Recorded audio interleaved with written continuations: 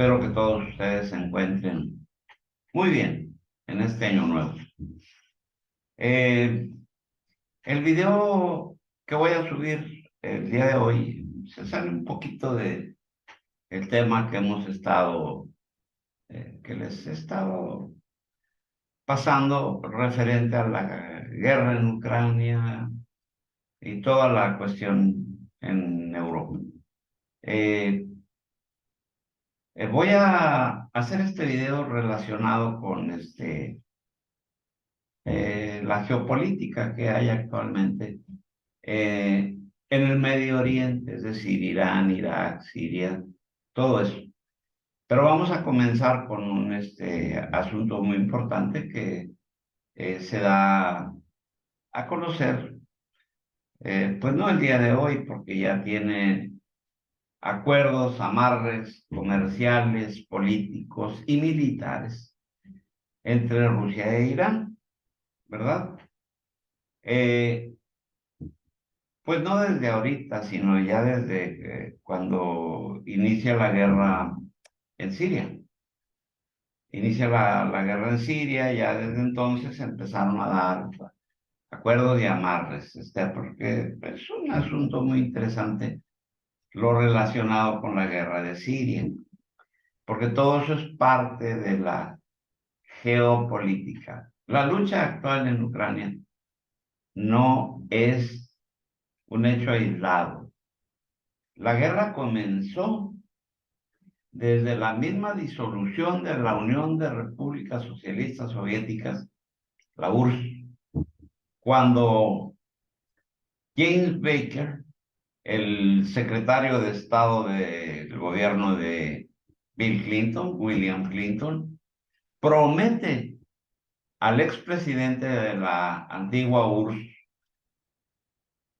Mikhail Gorbachev, que la OTAN no iba a avanzar hacia el territorio ruso, cosa que resultó falso de toda falsedad, puesto que lo primero que hizo la OTAN fue empezar a acercarse a las fronteras rusas. De ahí viene la actual guerra, que como les digo no es un hecho aislado, no, eso ya discúlpenme, pero voy a tomar la hora a la que empiezo porque luego me voy como perico, ¿verdad?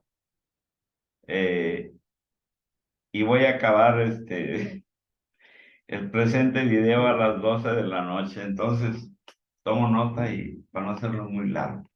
Más bien lo voy a hacer en varios videos, intercalando si hay noticias importantes en la guerra en Ucrania, ¿verdad?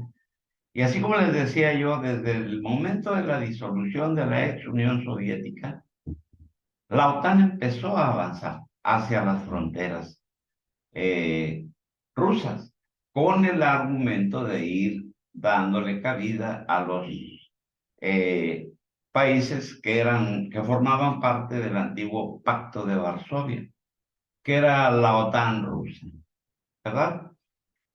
Se fue extendiendo la Unión Europea hacia allá y, por supuesto, como miembro de la Unión Europea, pues el país que entraba a formar parte de la Unión Europea entraba a formar parte de la OTAN. Luego entonces, se empezó a dar un acercamiento eh, en Europa del Este, ¿verdad? Al afiliar a países como Bulgaria, Rumanía, todos esos países, este, limítrofes con Rusia. Desde entonces, desde ahí empieza el incumplimiento por parte de la OTAN en lo que se le prometió, lo que le prometió James Baker a Mikhail Gorbachev.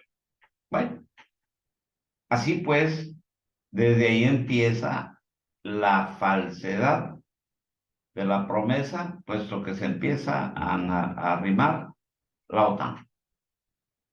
Pero no fue nada más un hecho aislado ahí, no, empezaron unas guerras. De hecho, la guerra en Yugoslavia, que se dieron muchos argumentos de derechos humanos y de esto y del otro, fue una guerra para destruir un país que seguía siendo aliado de la Unión Soviética primero y después de Rusia, puesto que Yugoslavia, en la traducción de la palabra Yugoslavia quiere decir eslavos del sur, es decir, los rusos del sur.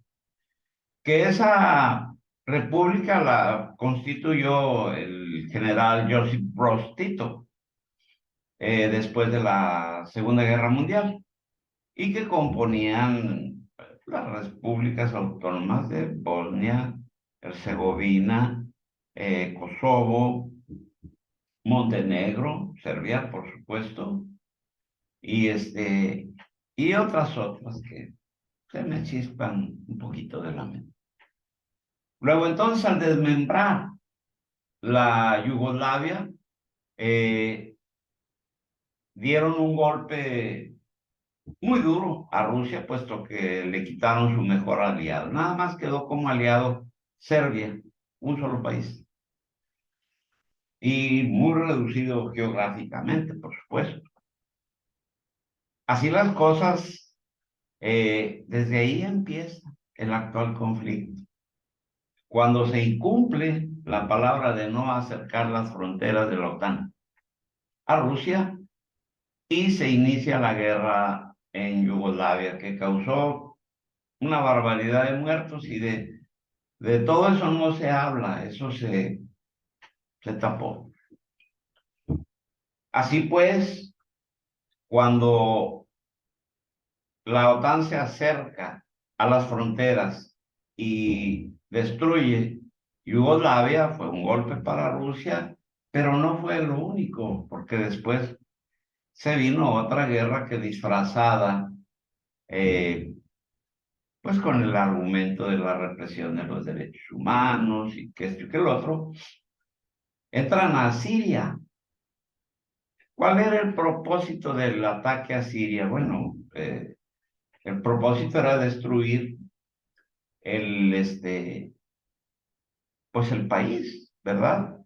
Para poder introducir un gasoducto que iba desde Arabia Saudí y que atravesaba, eh, pues precisamente el país de Siria, ¿verdad? Para salir al mar Mediterráneo y por ahí poder pasar el petróleo, ¿verdad? Y déjenme, les voy a compartir un mapita para que me puedan ustedes entender un poquito, ¿verdad? Eh,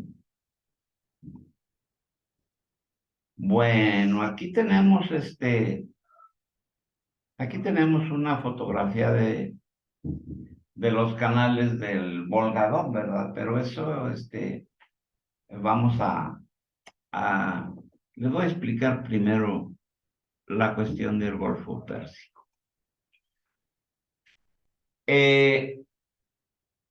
En este lado tenemos, por el lado derecho del mapa, tenemos a Irán, ¿verdad? Del lado izquierdo tenemos Arabia Saudí, Emiratos Árabes Unidos, Qatar, Kuwait, un montón de países, todos aliados y enemigos, por supuesto, de Rusia.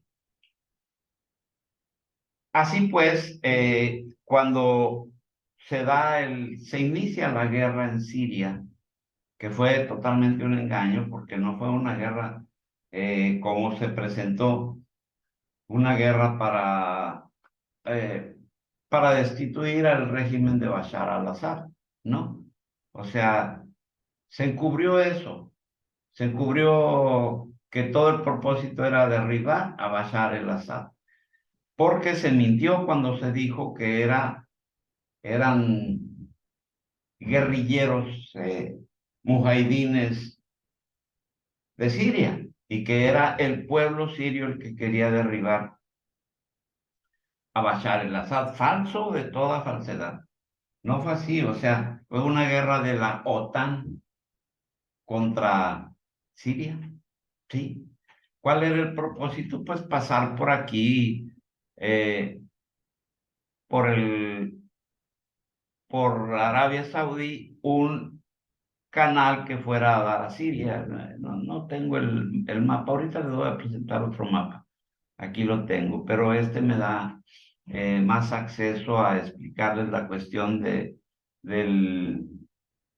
del estrecho de Hormuz, que tiene mucha relevancia en lo que les estoy platicando. ¿Cuál fue el propósito del inicio de la guerra? Bueno, pues el propósito era nada más y nada menos que pasar un oleoducto, un enorme oleoducto desde el Golfo Pérsico hasta el mar Mediterráneo, atravesando, por supuesto, Siria. ¿Qué se necesitaba para atravesar ese gasoducto? Pues para atravesar ese gasoducto se requería derribar al gobierno de Bashar el-Assad, aliado, por supuesto, de Rusia. Así pues, ¿cuál era la intención de hacer ese oleoducto y gasoducto desde el Golfo Pérsico hasta el mar Mediterráneo? Pues sacar ni más ni menos que todo el petróleo de Saudi Arabia, Bahrein, Qatar, Emiratos Árabes Unidos, Irán, Irak y Kuwait. De modo que, ¿cuál era la razón por la que querían ese gasoducto? Pues la razón es sencilla, aparentemente. Les voy a mostrar aquí que todos estos países antes mencionados están, pues precisamente aquí donde voy pasando el ratón, aquí, ¿verdad? Y del lado derecho tenemos a Irán, en toda su extensión. Pero la salida de todo el petróleo de Qatar, Saudi Arabia, Bahrein, Emiratos Árabes Unidos, Irán, Irak y Kuwait, pues pasaba y sigue pasando por este lugar cuyo nombre es el Estrecho de Hormuz. Apúntelo bien, porque es muy importante este estrecho, puesto que por aquí pasa ni más ni menos que el 60% del petróleo del mundo. Así pues vaya que sí tiene relevancia el estrecho de Hormuz, porque el estrecho de Hormuz tiene 11 kilómetros de ancho en la parte más estrecha, por supuesto. Y dado que tiene nada más 11 kilómetros y pasan barcos de entrada por petróleo y barcos de salida con petróleo, o sea, cargados. Y así, pues si por ahí pasa el 60% del petróleo del mundo, imagínense si hubiera un bloqueo en el estrecho de Hormuz, cosa que es relativamente fácil, puesto que el estrecho de Hormuz, a pesar de tener 11 kilómetros de ancho, eh, no tiene total y libre paso, puesto que tiene una profundidad ahí, el Golfo Pérsico, de 50 kilómetros. Perdón, 50 kilómetros, caray. Bueno, fuera que tuviera 50 kilómetros hacia abajo. No, 50 metros, ¿verdad? En sus partes más profundas, que están situadas unas del lado iraní y otras del lado de Emiratos Árabes Unidos, que son los que están aquí, ¿verdad? Por este lado está Emiratos Árabes Unidos y por este lado está Irán. Luego entonces los buques cargados con petróleo salen por la parte iraní y los buques vacíos pasan precisamente por Emiratos Árabes Unidos, por el agua que está del lado de Emiratos Árabes Unidos. Y el que quiera pasar por el medio, pues no puede, porque es muy bajo ahí el nivel del agua. Y así pues, es un cuello de botella que es muy fácil de bloquear, sobre todo para los iraníes, porque basta hundir uno o dos buques cargados con petróleo y con eso obstruyen el estrecho de Hormuz, cosa que sería un terrible desastre para el mundo, puesto que, como ya les había dicho, el 60% del petróleo producido en todos esos países, que es la cuenca petrolífera más grande del mundo, sería terrible, causaría una hecatombe. Y esa es una de las, digamos, las piezas fundamentales por qué Irán no ha sido atacado todavía, porque había y hay muchos planes de atacar Irán, eh, sobre todo por parte de Israel, que ha sido enemigo acérrimo de, de Irán. Bueno, no se ha llevado un ataque por parte de Israel, no se ha se ha llevado a cabo un ataque por parte de la OTAN, Estados Unidos, aun habiendo dentro del Golfo Pérsico, es decir, en esta área, llegó a haber hasta dos portaaviones norteamericanos, que pues dicho sea de paso, cada uno de esos portaaviones cargaba alrededor de 500, de 250 aviones cada uno. Imagínense, 500 aviones en esta área de parte de la OTAN, pues eh, fácilmente podían causar un grave daño a Irán. Pero Irán tiene la capacidad, puesto que es muy cercano a su costa, de hundir algunos petroleros por aquí, o sencillamente el inicio de una guerra en esta área haría imposible el trasiego de petroleros, es decir, bloquearían el 60% del petróleo del mundo. De ahí, pues, viene la, viene los hechos estos que nos antecedieron, que empezaron desde 2011, aprox. Pero los preparativos son más antiguos. Pero es tema para otro video, puesto que lo de que guerrilleros, no, señores, nada de guerrilleros. La guerra en Siria eh, se constituyó con varios ejércitos disfrazados de mujahidines, puros luchadores por la libertad y whatever you want to name it. Luego entonces, la idea de construir el gasoducto que atravesara del Golfo Pérsico o Mar Arábigo, como se le llama también, y que saliera en el mar Mediterráneo, eso evitaría la obstrucción del canal de Hormuz. Así pues las cosas, eh, se inicia la guerra en Siria, eh, destruyendo totalmente el país, puesto que Estados Unidos se posesionó de la parte norte de Siria.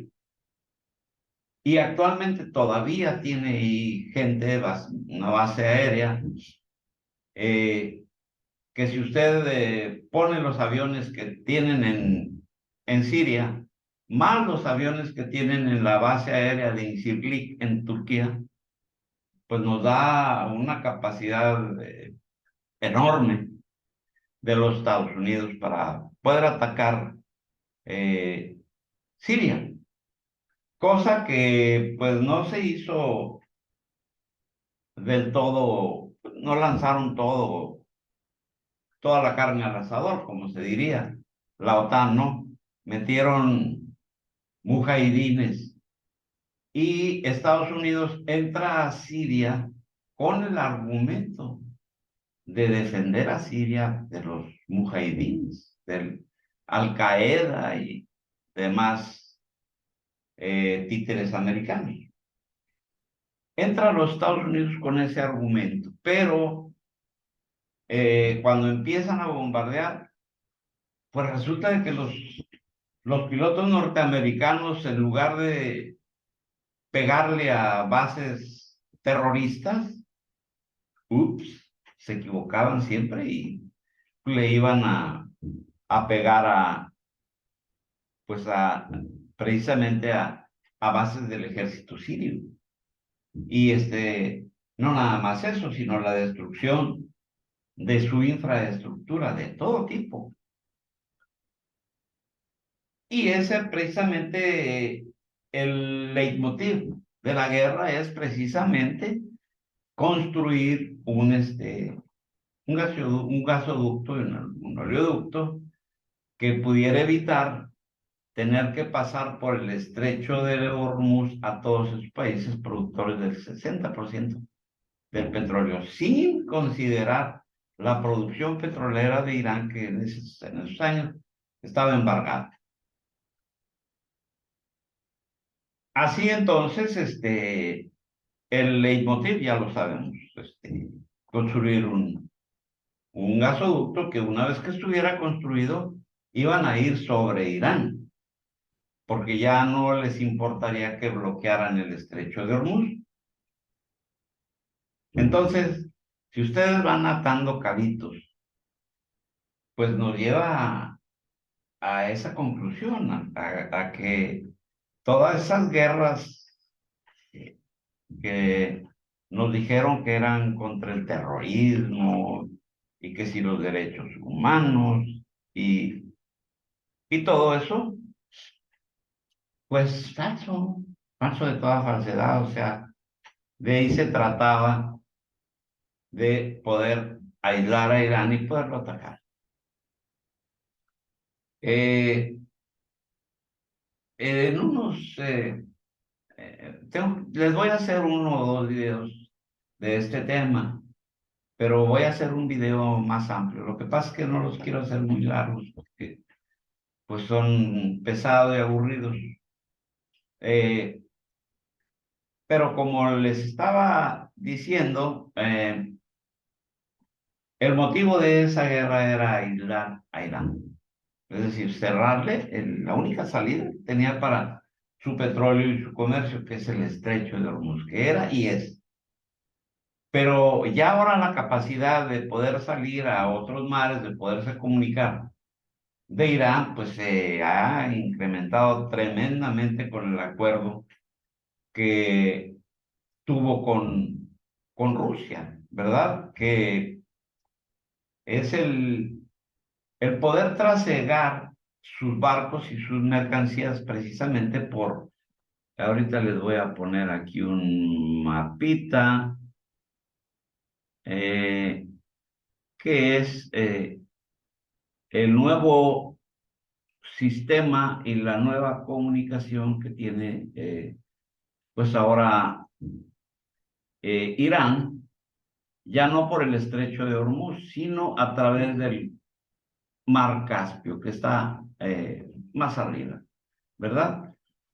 Y déjeme ponerle por aquí un video en donde se muestra una fotografía de un barco que pasa por un puerto en el canal de navegación del Volga-Don, que es ni más ni menos ya un sistema de canales que interconectan totalmente Irán y que le dan la posibilidad de salir al mar Báltico. Y aquí les, este, les comparto otro mapa, ¿verdad? En donde nos ilustra cómo ya actualmente hay comunicación. Les recomiendo este artículo, se llama Dossier Político. Ahí nos muestra un poco de historia que después yo les voy a ampliar, ¿verdad? Y nos muestra los mapas de qué manera eh, ya la comunicación actualmente ya, aunque lo bloqueen en el área naval por el área del Golfo Pérsico, Irán tiene como quiera comunicación y puede tener salida, eh, pues ya por el mar Caspio, ¿verdad?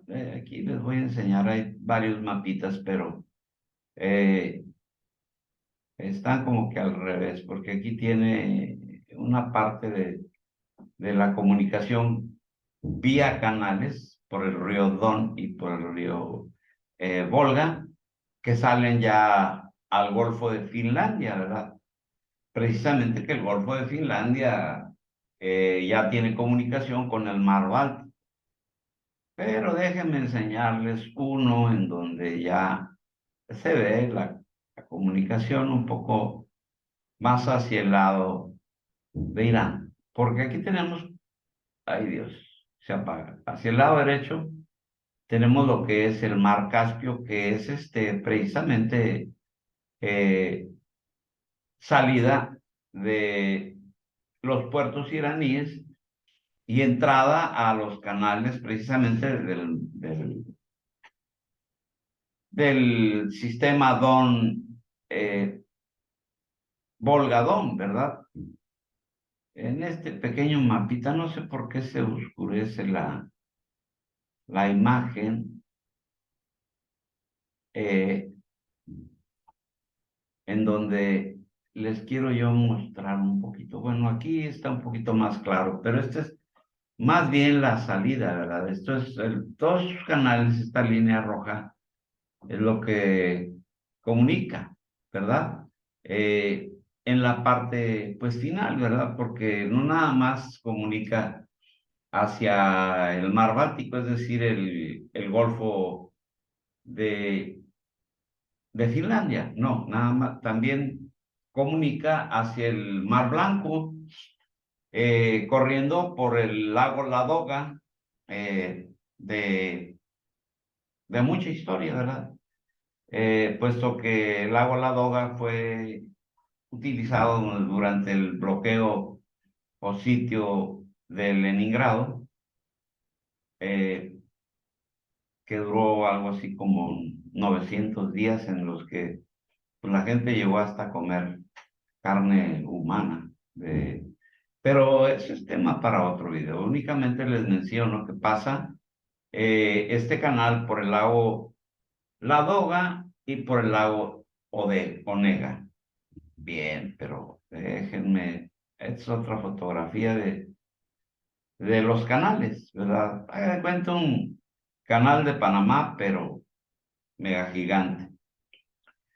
Y así, mediante esas comunicaciones, esos canales de navegación que van desde el mar Caspio, limítrofe con Rusia y con por supuesto, con Irán, ¿verdad?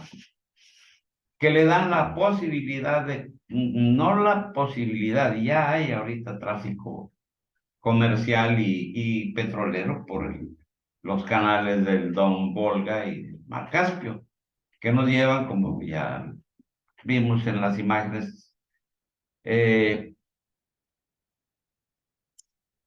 caray, no hay un mapa más amplio que nos ilustre, ¿verdad? Pero este aparenta nada más que se me oscurece aquí cuando le pongo el ratón. Pero imagínense que lo azulito de abajo es el mar Caspio y le da posibilidad a Irán, en caso de un bloqueo, de salir, pues precisamente al Mar Blanco, al Golfo de Finlandia, al Mar Báltico, a través de todos los canales rusos, porque ya se está dando de facto una eh, alianza político, militar y económica entre Rusia y Estados Unidos y China, diría yo. De modo tal que pues ya lo vemos ahí con la sesión 90 o como usted le quiera llamar de los drones iraníes que superaron ampliamente a los drones Bayraktar, puesto que Irán tiene ya una historia un poco larga en la cuestión de drones, puesto que Irán, recuerden ustedes que en 2011 bajó, no derribó, no, bajó un dron de los más avanzados de los Estados Unidos, un dron, es decir, un dron Eagle Eye, o sea, ojo de águila, que lo bajaron mediante warfare electrónico, es decir, bloquearon la señal que lo mandaba le mandan otra señal y lo hicieron aterrizar suavemente en suelo iraní, y pues se pusieron alegremente a destazarlo y aplicando ingeniería inversa, pues empezaron a producir precisamente eh, ya los tipos, los drones de tipo Eagle Eye, ¿verdad? Que era de lo más avanzado del mundo. Luego entonces ahí Irán se dio un paso gigantesco en la cuestión de drones, puesto que pues se fusiló la tecnología americana. De modo pues que ya Irán pues cuenta con salidas, no nada más por el estrecho de Hormuz, ¿verdad? Y como consecuencia de la guerra de Ucrania, a medida que el mar de Azov se convirtió en un mar interior de Rusia, porque también aquí cabe hacer mención que el mar de Azov lo compartía Rusia con Ucrania, pero desde la toma de la ciudad y puerto de Mariupol, pues el mar de Azov quedó totalmente como un mar interior de Rusia, puesto que le cerró la posibilidad de, de salida al, al mar de Azov, y por consecuencia, como el mar de Azov comunica con el mar Negro, pues le privó a Ucrania, dejando así conectados todos los canales del sistema Don-Volga, todos los canales, puesto que el río Don desemboca en el mar de Azov. Así que de ahí la importancia de la batalla por Mariupol, porque se estaba jugando ahí eh, eh, pues una base muy importante, que era poder comunicar eh, todo el sistema de canales Don-Volga con el mar Caspio y con el mar Báltico y el Golfo de Finlandia. Y el mar Blanco también.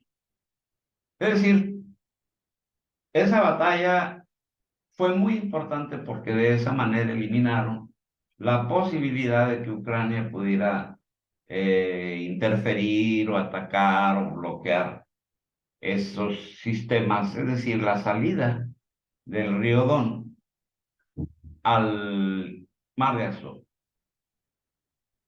Y el mar de Azov se convirtió pues de facto en un mar interior ruso, delimitado por la península de Crimea y la desembocadura del río Don.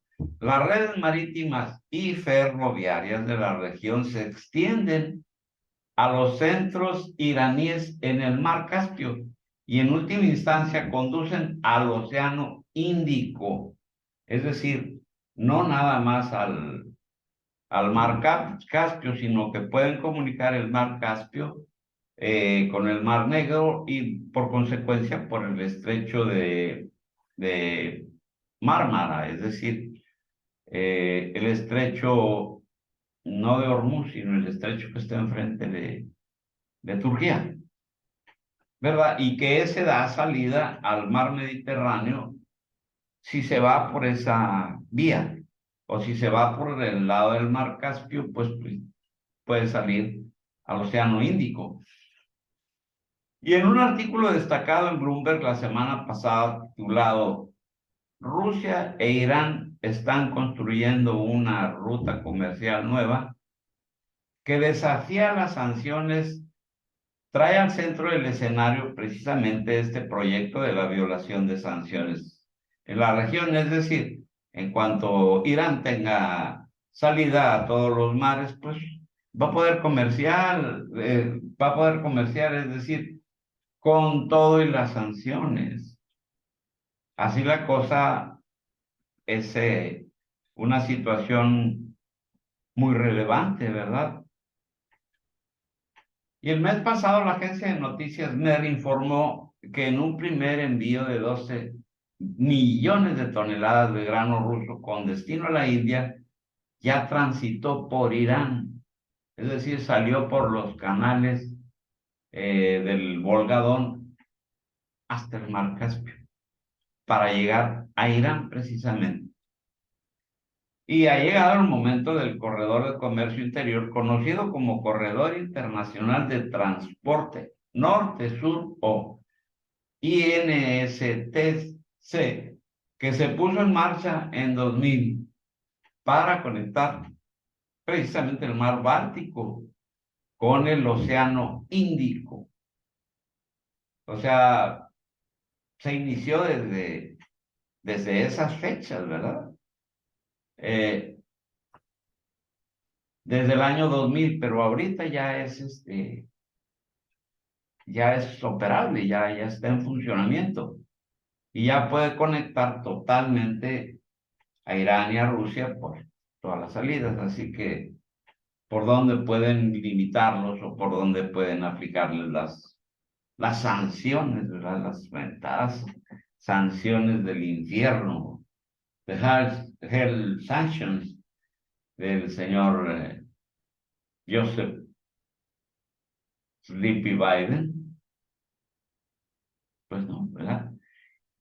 Irónicamente, las sanciones del infierno de Occidente contra Moscú despertaron el proyecto iniciado desde el 2000 del corredor internacional INSTC, o sea, el canal de la abreviación de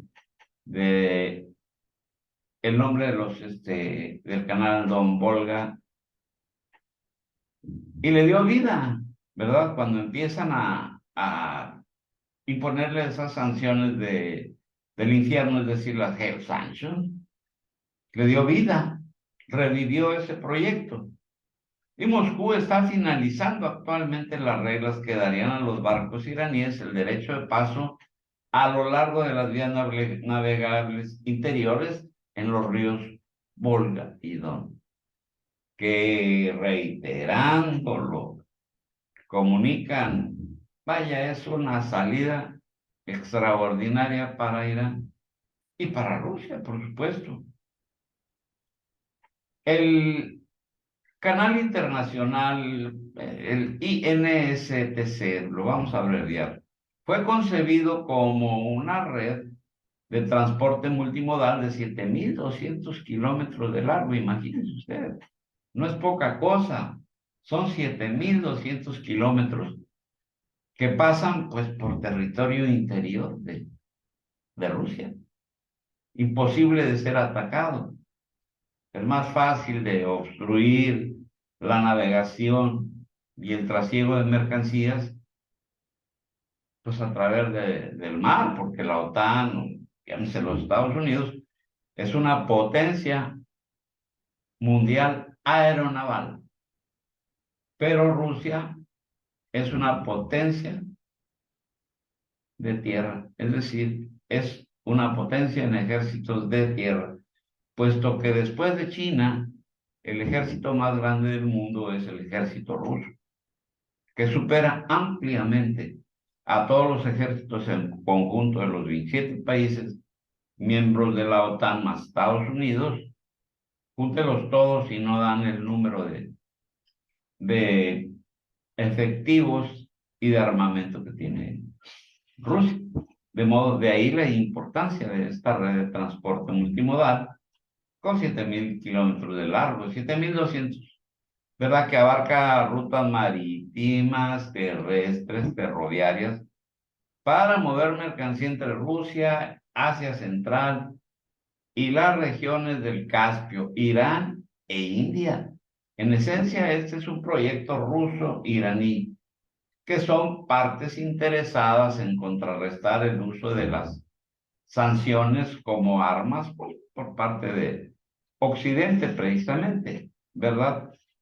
Déjenme ver, 11:15, 11:55, yo creo que aquí le cortamos a este video para no hacerlo tan largo y voy a hacer otro video que va a ser la parte 2, ¿verdad? Para que pues, lo puedan ver ahí digamos que como telenovela en pausas.